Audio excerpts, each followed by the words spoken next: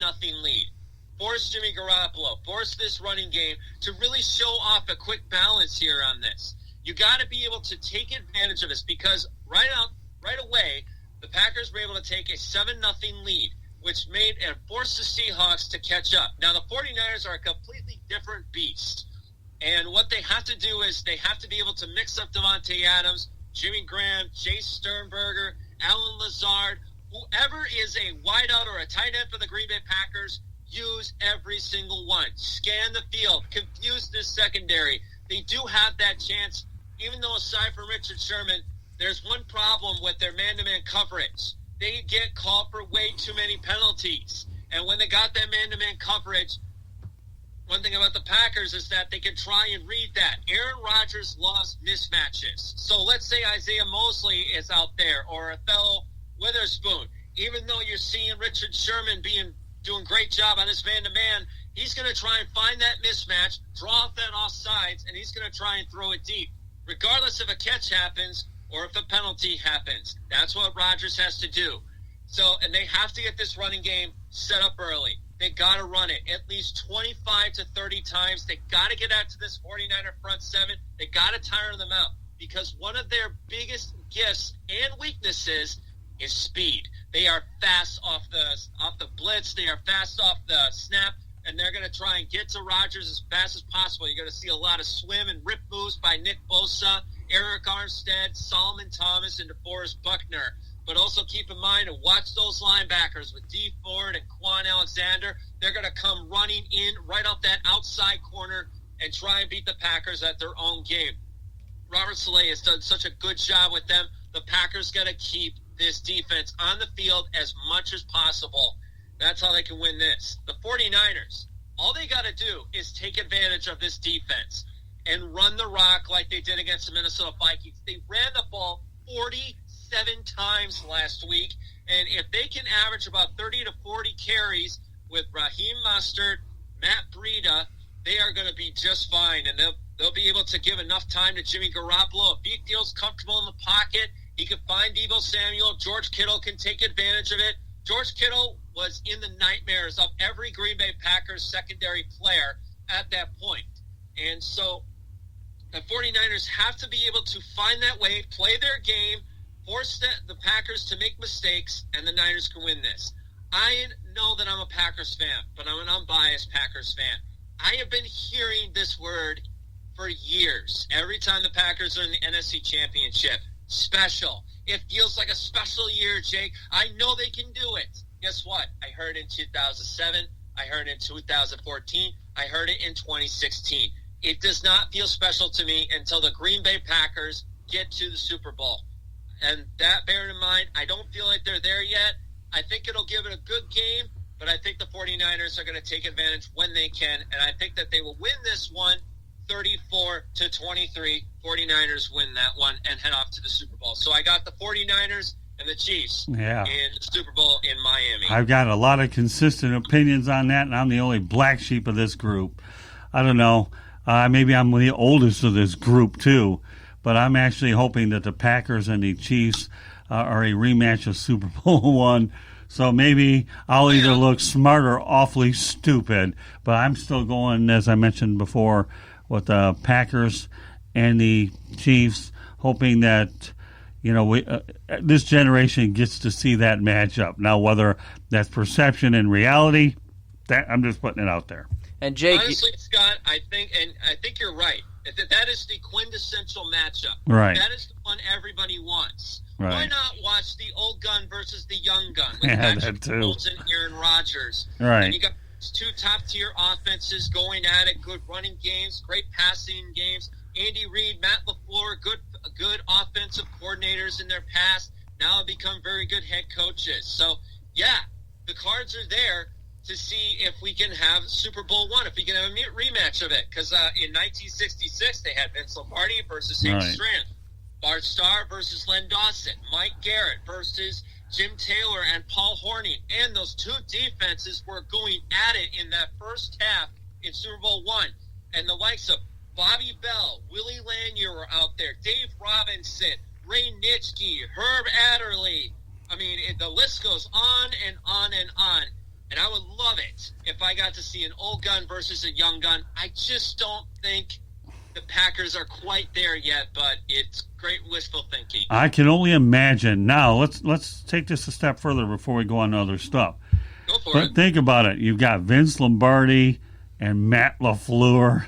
I mean, think of the dynamic ironies between these two guys. Forget about Rodgers and Starr. That to me isn't a big deal. But LaFleur, a young coach versus an old school guy there. All I know is this. If the Packers get to the Super Bowl, since it's being held in Miami, there's a bar in the greater Fort Lauderdale area called Slackers, which is an all Green Bay bar. You know what? They're going to need another roof. They might as well take the stupid roof off that place. It would still be loud. So, you ever want to see a Packers game and not have to go up to Lambeau to do it? Work your way down here, and Candy and I will take you to Slackers, and you'll feel at home, let me tell you. And, Jake, your name fits perfectly in this. If Mahomes and Rodgers are in the Super Bowl, it'd be the State Farm Bowl. Oh, jeez. All right, well, okay. That's Jake cute. from State Farm. Oh, very nice. I like that. I haven't got a phone call to do the coin toss yet, but, hey, the week is still young. So. Yeah, but you know what? You're not going to get a coin toss at the Silverdome when the Lions and the Steelers had it, and we botched it on a Thanksgiving, and I happened to be there to go ahead and watch it, only for that rule to be changed via the Detroit Lions. I want to get off subject, but I do like the Jake from State Farm. That's sales. It's all a lot of fun, man. That's what it's all about. But, yeah, I don't know, Slackers, if the Packers get in the Super Bowl and they're playing in southern Florida, oh, I can only imagine. Jake, I know you saw this, but I believe yesterday they announced who's going to be the head officiator, and I don't remember his name, but I believe it was the guy who screwed over the Saints with that botched call in that game against the Rams last year. He's going to be the guy calling the shots in the Super Bowl. So, yep, that would be Tony Corrente. So here we go. It's going to be fun.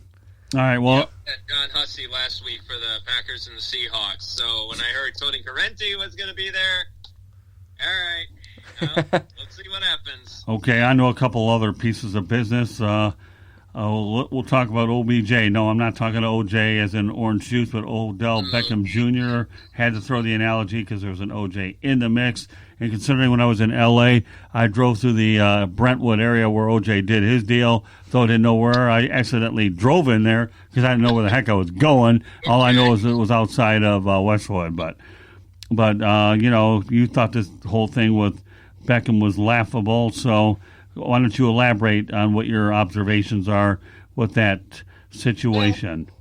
Okay, first off, I just want to start off with this. There are both sides to this whole thing, okay? First off, I feel like Odell Beckham Jr., I don't know what the heck he was thinking on this, okay? I understand it's your alma mater, okay? But Thaddeus Moss was playing, and that is the son of the great Randy Moss. Mm-hmm. I did see Randy Moss down there in the locker room partying it up, throwing out dollar bills and all this kind of stuff here. So why are you?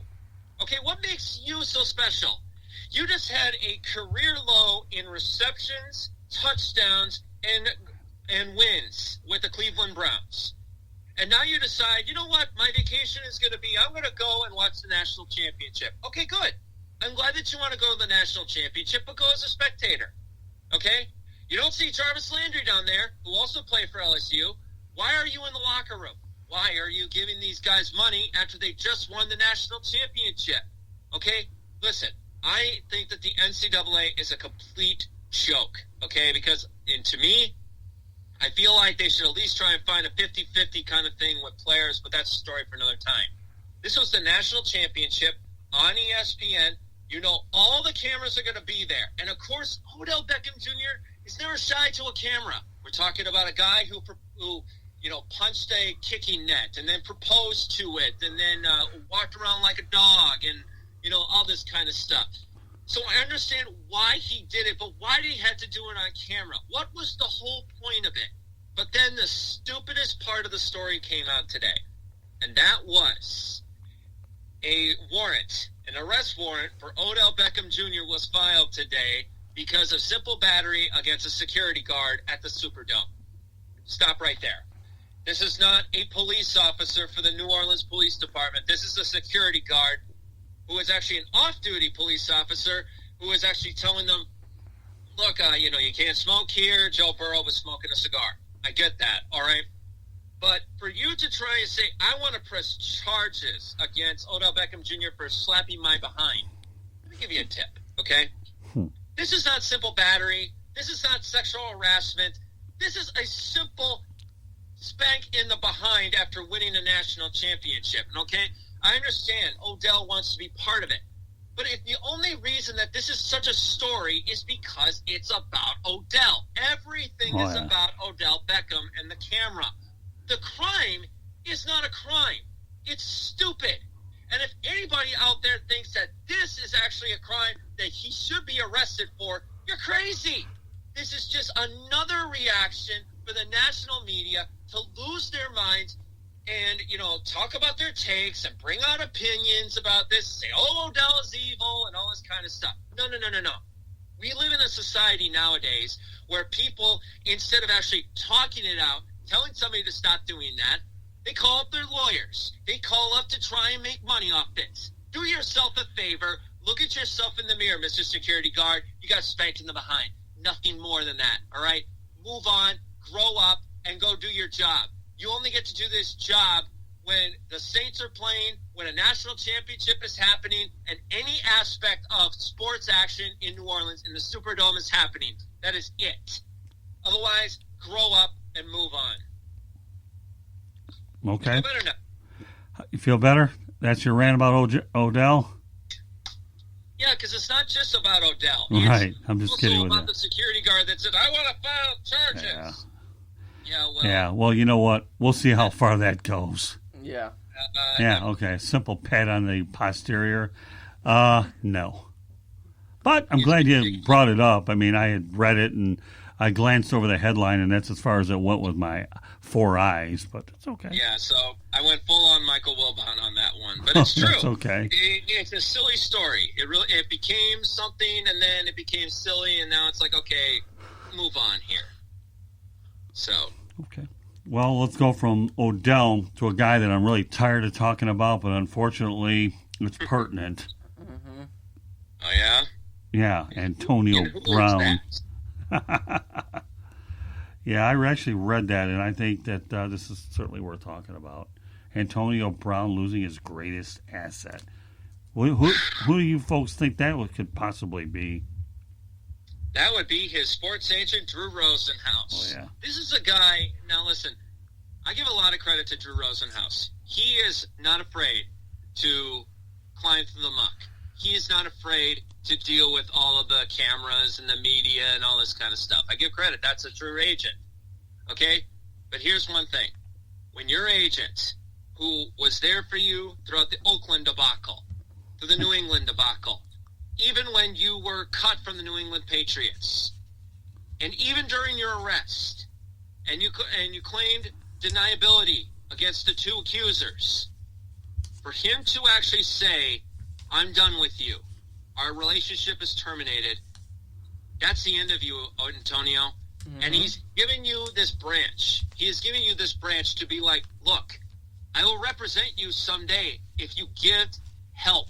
Right. Otherwise, you're no match for me. I mean, you're talking about a guy who stood up for Terrell Owens in Philadelphia when he was doing sit-ups in the driveway. Okay, so this guy is not afraid.